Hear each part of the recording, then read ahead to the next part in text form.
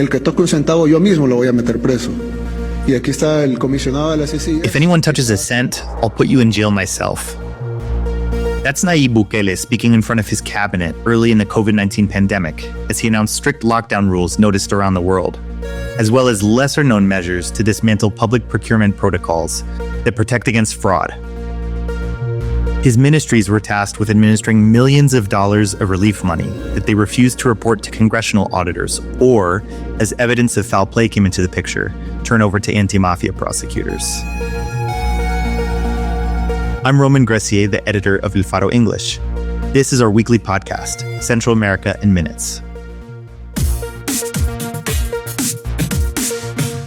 In Nicaragua, the house arrest of Daniel Ortega's brother relates more to El Salvador and Honduras than to Guatemala. In the case of Guatemala, Globalism comes to die at CPAC, but in El Salvador, it's already dead. Central America in Minutes on Faro English. It's Friday, December 20th. New reporting from El Faro's Jimmy Alvarado sheds light onto how El Salvador's Auditor of Public Administration, the Court of Accounts, favored Bukele's Agriculture Minister Pablo Anliker, a childhood friend who he tasked with overseeing pandemic relief for El Salvador's neediest families through the Public Emergency Health Program, or PES.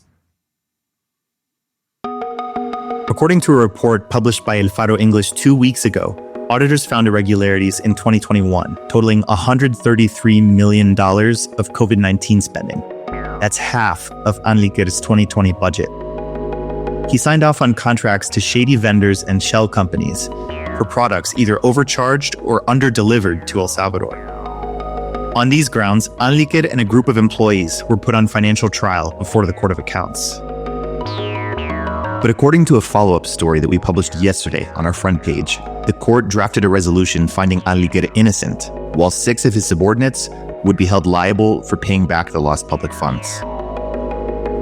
The Court of Accounts did reduce the total from $133 to $60 million through a combination of corrected invoices, back receipts for products that were dated during the trial, not when the contracts were actually issued, and around $56 million that were wiped away without explanation. Due to the lack of public information from the court, it's unclear if they issued their drafted ruling. The Court of Accounts, too, has been co-opted by Bukele. In August 2023, ruling party member Roxana Soriano was appointed president of the court. She stayed until this September and is now head of the Supreme Electoral Tribunal. While the Court of Accounts examined evidence against Anliker, prosecutors from the Special Anti-Mafia Group were preparing to accuse him of breach of duty as part of a probe of sprawling corruption schemes across multiple ministries during the pandemic. But after Bukele removed Attorney General Raul Melara on May 1st, 2021, the Special Anti-Mafia Group was dismantled by Bukele loyalist Rodolfo Delgado. Members of the unit are now in exile. Bukele has declared a war against corruption, but his legislators decreed retroactive amnesty for all pandemic spending. And the top prosecutor has not moved forward with a single case related to COVID-19 corruption.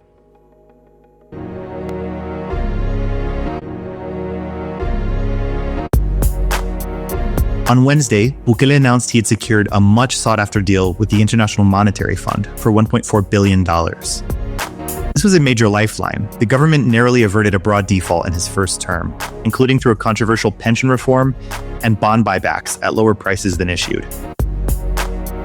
The administration now hopes to receive more funds from the World Bank, Central American Bank for Economic Integration, and other multilaterals, which could give Bukele oxygen into the second year of his unconstitutional term.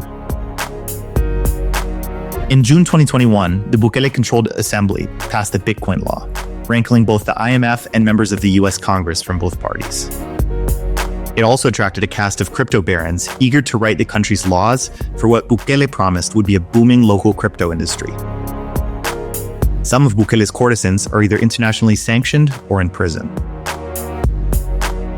The Bitcoin law was adopted so quickly, in a span of 5 hours, without legislative analysis or public debate, that it made the already controversial dollarization of the Salvadoran economy in 2001, which was legislated in a week, seem like a well-planned affair.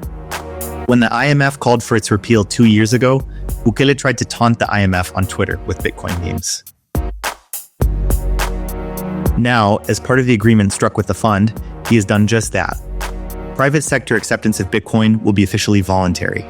While Stacey Herbert, the director of the state Bitcoin office, claims on X that Bitcoin will remain a, quote, legal tender, the IMF definition of legal tender is, quote, money that, if tendered by a debtor in payment of his monetary obligation, may not be refused by the creditor. Under the 2021 law, economic actors were required by law to accept payment in Bitcoin, with the option to immediately convert to dollars through a government-supported exchange, even though that wasn't observed in practice. According to public opinion polling from Central American University, most Salvadorans have rated Bitcoin among Bukele's least popular ventures. Nelson Rauda reports on what the IMF deal means for the use of Bitcoin in El Salvador. The agreement is a huge boost to Bukele's authoritarian project, but the IMF won against crypto. Bukele was seeking the deal since 2021, and Bitcoin was a stumbling block. Bukele even explored alternatives to fund the country without the IMF with the volcano bonds that never went on sale. The IMF has stood its ground against Bitcoin being used as legal tender since 2022. They got that. If Bitcoin is voluntary, it's not really legal tender more than cocoa beans. Sure, you can pay for things with cocoa beans if someone takes it, but they don't have to. More so, Chivo Wallet will be sold or wound down, according to Stacey Herbert, director of the government's Bitcoin office. Remember, this was supposed to take over the huge market of remittances sent from the US, 20% of the Salvadoran economy, while also banking the 70% of Salvadorans who don't have a bank account. So much for that. Bukele's big bet on crypto now seems reduced to private investments, supporting education courses, and buying Bitcoin as a reserve. Very different from the initial promises.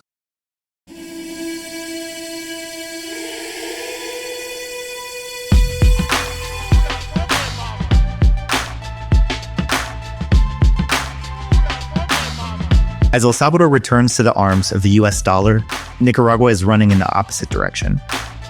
In late November, the central bank ordered that most goods and service providers, including storefronts, restaurants, hotels, and hospitals, list prices in the local currency, the córdoba.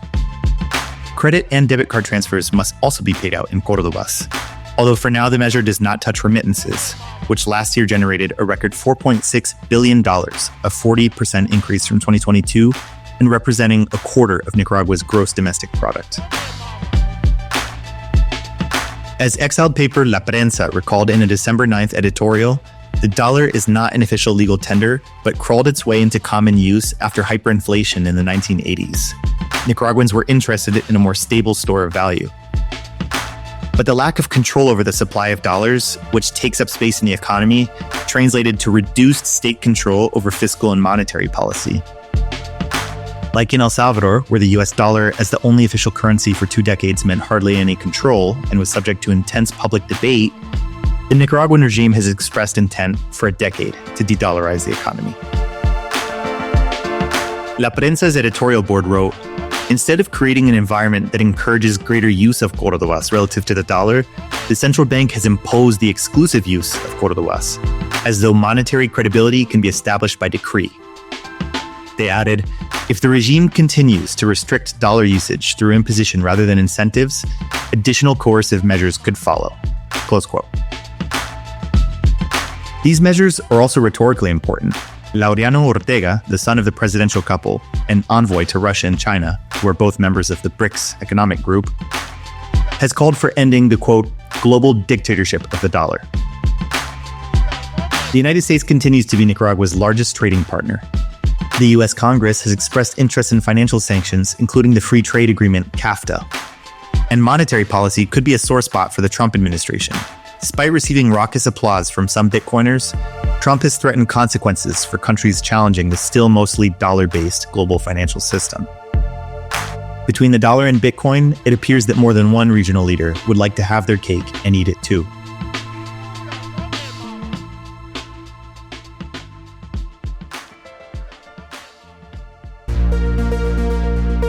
Thanks for tuning into Central American Minutes. I wrote today's episode with production and original soundtrack by Omnion. We hope you enjoy this holiday season. We'll be back next week for a 2024 Year in Review edition. Be sure to check out our website and subscribe to our newsletter at elfaro.net/en for more reporting that translates Central America. Hasta pronto.